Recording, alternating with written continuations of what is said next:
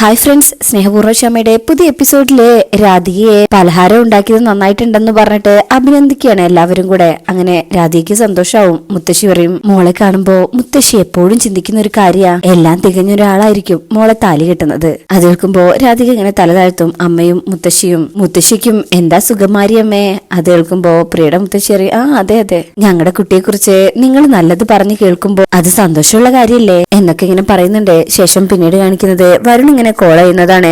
അത് കട്ട് ചെയ്യുമ്പോഴേക്കും പ്രിയ അങ്ങോട്ട് വരും. എന്റെ വീട്ടുകാരോട് സംസാരിക്കാതിരിക്കാനല്ലേ നിങ്ങൾ മാറി നിൽക്കുന്നത്? വരുൺ പറയും, ഫോൺ വന്നത് താനും കണ്ടതല്ലേ. പ്രിയ പറയും, കള്ളം പറയണ്ട, കൃത്യസമയത്ത് ആരെക്കൊണ്ടെങ്കിലും പറഞ്ഞു വിളിപ്പിച്ചതായിരിക്കും. വരുൺ പറയും, അതെ, എന്നാ കേട്ടോ, തന്റെ വീട്ടുകാരോട് സംസാരിക്കാൻ എനിക്ക് തീരെ താല്പര്യമില്ല. ദേ, അവരിറങ്ങാതെ ഞാൻ അകത്തോട്ട് കയറുന്ന പ്രശ്നമില്ല എന്ന് പറഞ്ഞ് വരുൺ അവിടെ തന്നെ ഇങ്ങനെ നിൽക്കുമ്പോ പ്രിയക്ക് അത് സന്തോഷമാവും. ഇപ്പൊ വരുൺ അകത്തേക്ക് വരണ്ടെന്നുള്ളതാണല്ലോ പ്രിയ ആഗ്രഹിക്കുന്നത്. പിന്നെ നിർബന്ധിക്കാൻ നിൽക്കാതെ പ്രിയ അകത്തേക്ക് പോവും. അങ്ങനെ ഈ സമയത്ത് വരുണിന്റെ അമ്മയ്ക്കും എന്താ പെട്ടെന്ന് പോണെന്ന് പറയുന്നത്, ഭക്ഷണം കഴിച്ചിട്ട് പോയാ പോരെ.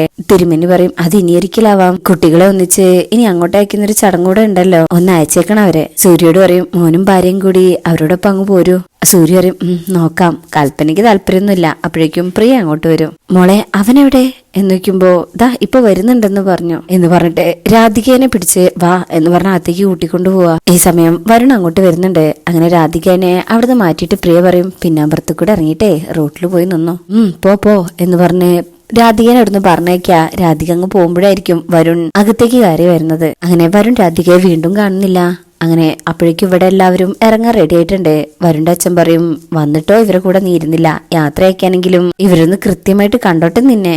അപ്പൊ തിരുമേനി പറയും, വരട്ടെ മോനെ, നിങ്ങളെ രണ്ടാളെയും അങ്ങോട്ട് വിടുന്ന കാര്യം അച്ഛനോട് ഞാൻ പറഞ്ഞിട്ടുണ്ട്, തീരുമാനിച്ചിട്ട് നിങ്ങൾ വരൂ. വരുൺ പറയും, ശരി അച്ഛാ. അങ്ങനെ എല്ലാരോടും യാത്ര പറഞ്ഞിട്ട് അവരവിടെ നിന്ന് ഇറങ്ങാം. എല്ലാരും പോകുമ്പോ മുത്തശ്ശിയും അച്ഛനൊക്കെ കൂടെ യാത്ര അയക്കാൻ പോകുന്നുണ്ട്. കൽപ്പന അപ്പൊ പറയും, ഹൗ നാശം പിടിച്ചത് നിങ്ങള് ഇറങ്ങിക്കിട്ടി. ഉർവശി പറയും, വെറുതെ സ്നേഹം അഭിനയിക്കുകയാണ് ഇതൊക്കെ.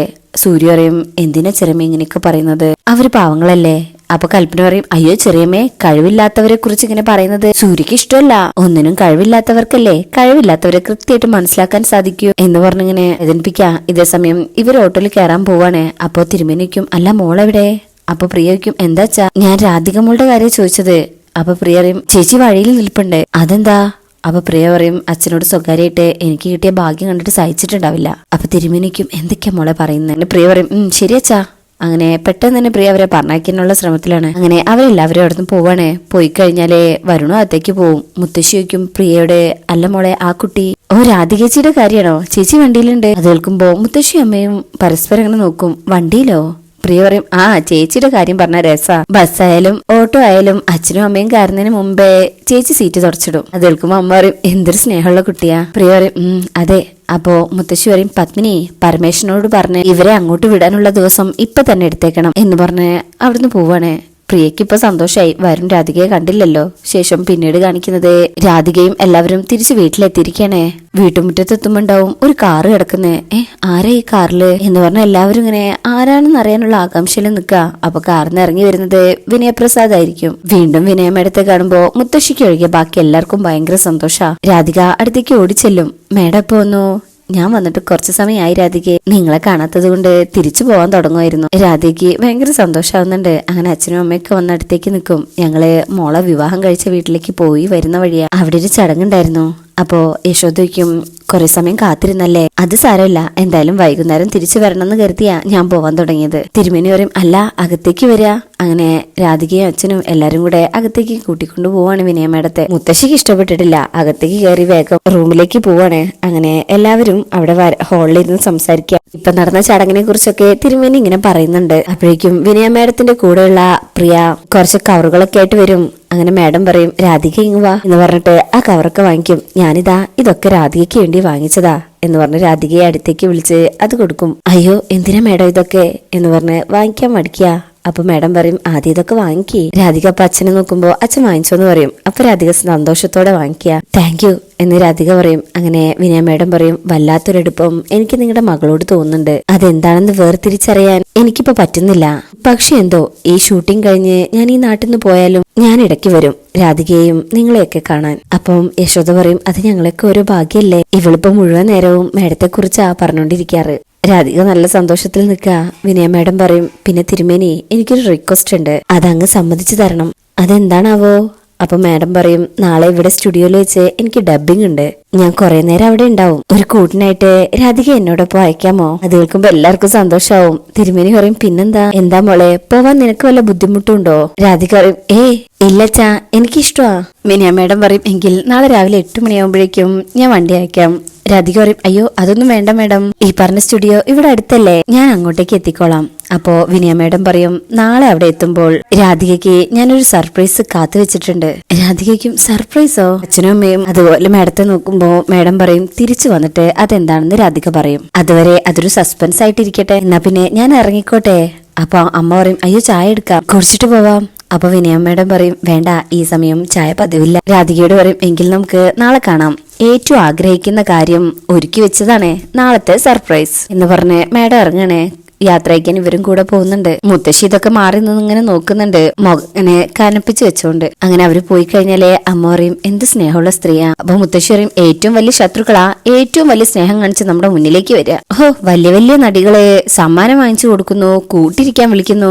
ഇനിയിപ്പോ ഇവളെ അഹങ്കാരം കൊണ്ട് വീട്ടിലിരിക്കാൻ പറ്റാത്ത അവസ്ഥ വരും. അവര് പോയാ ഈ നാട്ടിൽ വേറെയും സിനിമക്കാര് വരും, ഏതെങ്കിലും ഒരെണ്ണത്തിന്റെ പിന്നാലെ പോയാലേ എന്റെ സ്വഭാവം മാറും, കേട്ടല്ലോ എന്ന് പറഞ്ഞ് മുഖം പിടിച്ച് തോണ്ടിയിട്ട് മുത്തശ്ശി കടന്നു പോവാ. രാധികയ്ക്ക് വിഷമാവുന്നുണ്ട്. അച്ഛൻ പറയും മോൾ അതൊന്നും കാര്യാക്കണ്ട, അവര് നല്ല സ്നേഹത്തോടെയാ വിളിച്ചത്, അതുകൊണ്ട് പോവണം. സത്യസന്ധമായി നമ്മളെ സ്നേഹിക്കുന്നവരുടെ സ്നേഹം നമ്മൾ തിരിച്ചറിയണം എന്നൊക്കെ ഇങ്ങനെ പറഞ്ഞതിന് ശേഷം അച്ഛനും അമ്മയും പോവും. രാധിക ഒരു പാവം കുട്ടിയെ പോലെ ഇങ്ങനെ നിൽക്കുക. ശേഷം പിന്നീട് കാണിക്കുന്നത് കണിമംഗലത്ത് വരുൺ ലാപ്ടോപ്പ് നോക്കി ഇങ്ങനെ ഇരിക്കുക. അപ്പോ പ്രിയ അങ്ങോട്ട് വരും. എന്റെ വീട്ടുകാർ വന്നത് വരുണിന് തീരെ ഇഷ്ടായില്ല അല്ലേ? വരുൺ പറയും ഇല്ല. പ്രിയയ്ക്കും എന്നോടുള്ള ദേഷ്യം എന്റെ വീട്ടുകാരോടും ഉണ്ടോ? വരുൺ പറയും അവര് തന്നെ പോലെ ഒരു കുഴപ്പക്കാരായിട്ടൊന്നും എനിക്ക് തോന്നിയിട്ടില്ല, പാവങ്ങളാ, ചില വേഷം കെട്ടൊക്കെ അവർക്ക് നടത്തിയല്ലേ പറ്റൂ. പ്രിയ പറയും വരുൺ എനിക്ക് കുറച്ച് സംസാരിക്കാനുണ്ട്. വരുൺ പറയും എല്ലാവരും നിൽക്കുമ്പോ പോലും തന്റെ ശബ്ദം കേൾക്കുന്നത് എനിക്ക് ഇഷ്ടമല്ല, അപ്പൊ തനിച്ച് നിൽക്കുമ്പോ കേൾക്കാന്ന് പറയുന്നത് തന്നെ എന്തൊരു ബോറാത്. പ്രിയ പറയും ശരി. വരുൺ പറയുന്നത് ഒരു ഭാര്യ എന്നുള്ള നിലയ്ക്ക് ഞാൻ എത്ര കാത്തിരുന്നിട്ടും കാര്യമില്ലെന്നാ. വരുൺ പറയും അതെ അത് തന്നെയാ. പ്രിയ പറയും ശരി, ഞാൻ അതിന് കാരണം ചോദിക്കില്ല, ഒരിക്കലും ചോദിക്കില്ല, അത് ഞാൻ വാക്ക് തരുന്നു. വരുൺ പറയും താങ്ക്സ്. അപ്പൊ പ്രിയ പറയും ഞാൻ ഈ ത്യാഗം സഹിക്കുന്നതിന് എന്താ കൂലി? വരുൺ ചോദിക്കും എന്ത് ത്യാഗം? പ്രിയ പറയും ഈ ഭാര്യയായിട്ട് വേഷം കിട്ടുന്നത് ത്യാഗമല്ലേ? അച്ഛനമ്മമാരുടെ അടുത്ത് വേഷം കിട്ടുന്നതും ത്യാഗമാണ്. കൽപ്പന ചേച്ചി ഏട്ടന്റെ കാര്യത്തിൽ ത്യാഗം ചെയ്യുന്ന പോലെ വരുണിന്റെ ജീവിതത്തില് ഞാനും ത്യാഗം ചെയ്യുന്നു. ഏട്ടന് എഴുന്നേൽക്കാൻ പറ്റുന്നില്ല, വരുണിന് എഴുന്നേൽക്കാൻ പറ്റും, അത്രയല്ലേ ഉള്ളൂ വ്യത്യാസം. വരുൺ പറയും കാര്യങ്ങളൊക്കെ നന്നായിട്ട് പഠിച്ചിട്ടുണ്ടല്ലോ, അതൊക്കെ കണക്ട് ചെയ്ത് സംസാരിക്കാനും അറിയാം, നല്ല കാര്യം. പിന്നെ എനിക്ക് വേണ്ടി ഇയാൾ ഒരു ത്യാഗവും സഹിക്കേണ്ട കാര്യമില്ല. ഇപ്പം ഈ നിമിഷം തനിക്ക് തന്റെ വീട്ടിൽ പോണെന്ന് പറയുകയാണെങ്കിൽ ഞാൻ ഇപ്പൊ കൊണ്ടാക്കി തരാം. ദേ വെറുതെ ജീവിതമൊന്നും വേസ്റ്റ് ചെയ്യണ്ട. പ്രിയ ഞെട്ടുന്നുണ്ട്. വരുണിന്റെ സ്വകാര്യതയെ ഞാൻ ലംഘിക്കുന്നില്ല, വരുണിന്റെ ആഗ്രഹങ്ങളെല്ലാം അതുപോലെ തന്നെ നടക്കട്ടെ. പക്ഷെ എന്റെ ആഗ്രഹം എന്താണെന്ന് ചോദിച്ച് അത് വരുൺ നടത്തി തന്നാൽ എനിക്ക് പ്രശ്നമില്ല. അപ്പൊ വരുൺ ചോദിക്കും എന്താ എന്റെ ആഗ്രഹം? പ്രിയ പറയും ഞാൻ പറഞ്ഞല്ലോ എന്റെ ആഗ്രഹം സിനിമയാ, എനിക്ക് അറിയപ്പെടുന്ന ഒരു നടിയാവണം. വരുൺ ഒരു സിനിമ പ്രൊഡ്യൂസ് ചെയ്ത് എന്നെ ഇൻട്രൊഡ്യൂസ് ചെയ്താൽ ഞാൻ ആ വഴിക്ക് അങ്ങ് കയറി പോയിക്കോളാം, ഞാൻ പിന്നെ ഒരു ശല്യത്തിനും വരില്ല. വരുണിന്റെ സ്വപ്നങ്ങൾ എന്താണോ അതുമായിട്ട് വരുണിന് അങ്ങനെ ജീവിക്കാം. അപ്പോഴും വരുൺ ഒരു പുച്ഛത്തിൽ ഇങ്ങനെ ചിരിച്ചു നിൽക്കുക. പ്രിയയ്ക്കും എന്താ ഒന്നും പറയാത്തത്? വരുൺ പറയും അതിനൊരു ചെറിയ കാര്യമില്ലല്ലോ, ആലോചിച്ചിട്ട് വേണ്ട മറുപടി പറയാൻ. പ്രിയ പറയും ചെറുതല്ല, വലിയ കാര്യം തന്നെയാ. എന്റെ ജീവിതം കളഞ്ഞാ ഞാൻ വരുണൊരു ജീവിതം തരുന്നത്. വരുണിന്റെ സമ്പാദ്യത്തിൽ നിന്നും ഒരു ചെറിയ തുക വരുൺ എനിക്ക് വേണ്ടി മുടക്കുന്നു, സിമ്പിൾ. അപ്പോഴും വരുൺ ഇങ്ങനെ പുച്ഛത്തിൽ ചിരിക്കുക. പ്രിയ പറയും നിങ്ങള് കുടുംബപരമായിട്ട് ബിസിനസ്കാരല്ലേ, ഈ ബിസിനസ് ലാഭമാണോ നഷ്ടമാണോന്ന് ഒന്ന് കണക്ക് കൂട്ടി നോക്ക്, എന്നിട്ട് പറഞ്ഞാൽ മതി എന്ന് പറഞ്ഞ് പ്രിയ അപ്പുറത്തേക്ക് മാറിയിരിക്കും. എന്നിട്ട് കട്ടില് കയറി കിടക്കുക. വരുൺ ഇങ്ങനെ ശ്രദ്ധിക്കുന്നുണ്ട്. വരുൺ അതൊന്നും വലിയ കാര്യമാക്കി എടുത്തിട്ടില്ല, വീണ്ടും ലാപ്ടോപ്പിൽ എന്തൊക്കെയോ സെർച്ച് ചെയ്തുകൊണ്ടിരിക്കുകയാണ് അവിടെ. ശേഷം പിന്നീട് കാണിക്കുന്നത് ദേവനാരായണൻ തിരുമേനി തന്ത്രിയായിട്ടിരിക്കുന്ന ക്ഷേത്രത്തിന്റെ അടുത്തേക്ക് ഐശ്വര്യയും വക്കീലും കൂടി അയച്ച ആ സ്ത്രീ അങ്ങോട്ട് വരികയാണ്. എന്നിട്ട് അവിടെയുള്ള കാണുന്ന ചേച്ചിമാരുടെ അടുത്തൊക്കെ ശ്യാമയുടെ ഫോട്ടോ കാണിച്ചിട്ട് ഈ കുട്ടിയെ അറിയുമെന്ന് ചോദിക്കും. എന്നാ അറിയില്ലെന്നുള്ള മറുപടി സോണിയെ നിരാശപ്പെടുത്ത ശേഷം ഐശ്വര്യയെ വിളിച്ചിട്ട് ഞാനിവിടെ ശ്രീകൃഷ്ണപുരത്തുണ്ട്, ഇവിടെ കുറെ ആൾക്കാരെ ഞാൻ ശ്യാമ മാഡത്തിന്റെ ഫോട്ടോ കാണിച്ചു, പക്ഷെ അവരാരും തന്നെ അതേ ചായയുള്ളൊരു കുട്ടി ഇവിടെ ഉണ്ടെന്ന് പറഞ്ഞില്ല. ഐശ്വര്യ പറയും കൂടുതൽ ശ്രമിക്കൂ, എനിക്ക് സംശയമൊന്നുമില്ല. സോണിയ പറയും ഞാൻ പറയുന്നത് കൊണ്ട് മാഡത്തിനൊന്നും തോന്നരുത്, ചിലപ്പോ ഇനി സ്ഥലം മാറിപ്പോയതോ മറ്റോ. ഐശ്വര്യ പറയും ലുക്ക് എന്റെ അഡ്വക്കേറ്റ് എന്നോട് പറഞ്ഞത് സത്യം തികഞ്ഞു കണ്ടുപിടിക്കാൻ സോണിയേക്കാളും ശേഷി മറ്റാർക്കും ഇല്ലെന്നാ, അത് വിശ്വസിച്ച ഈ ജോലി ഞാൻ നിങ്ങളെ ഏൽപ്പിച്ചത്. കണ്ടെത്തി എന്നുള്ള മറുപടി അല്ലാതെ മറ്റൊന്നും ഞാൻ പ്രതീക്ഷിക്കുന്നില്ല, പിന്നെ ഇടയ്ക്കിടയ്ക്ക് ഇങ്ങനെ വിളിക്കണമെന്നുമില്ല.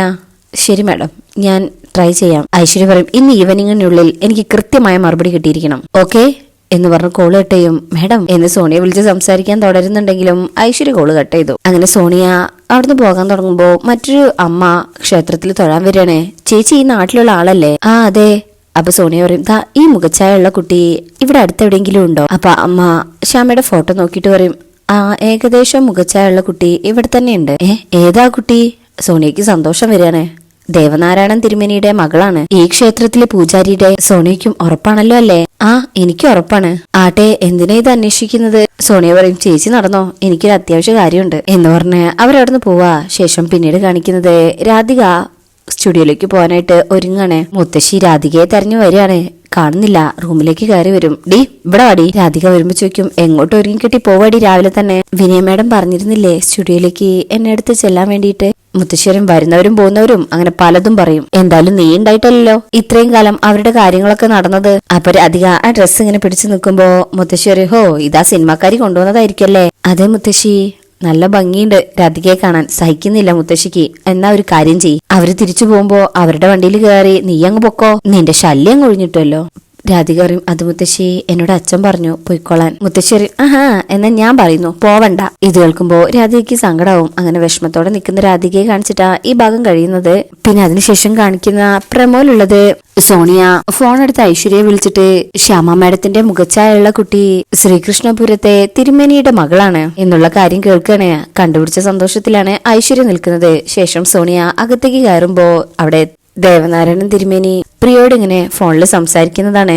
പിന്നീട് കാണിക്കുന്ന ഭാഗത്ത് ശ്യാമ റെക്കോർഡിംഗ് സ്റ്റുഡിയോയിലേക്ക് വന്നിട്ടുണ്ട്. അവിടേക്ക് തന്നെ രാധികയും വരുമെന്ന് പ്രതീക്ഷിക്കാം. മുത്തശ്ശി പോകണ്ടെന്ന് പറഞ്ഞെങ്കിലും അവിടെ യശോദാമ്മയൊക്കെ ഉണ്ടല്ലോ. ഒരുപക്ഷെ രാധികയെ സ്റ്റുഡിയോയിലേക്ക് തന്നെ പറഞ്ഞയക്കും. അപ്പൊ നമുക്ക് വരാൻ പോകുന്ന വിശേഷങ്ങളുമായിട്ട് അടുത്ത ഭാഗത്ത് കാണാം. ഇന്നത്തെ ഈ റിവ്യൂ ഇഷ്ടപ്പെട്ടിട്ടുണ്ടെങ്കിൽ ചാനൽ എല്ലാവരും ഒന്ന് ലൈക്ക് ചെയ്ത് സബ്സ്ക്രൈബ് ചെയ്ത് സപ്പോർട്ട് ചെയ്തേക്കണേ. താങ്ക്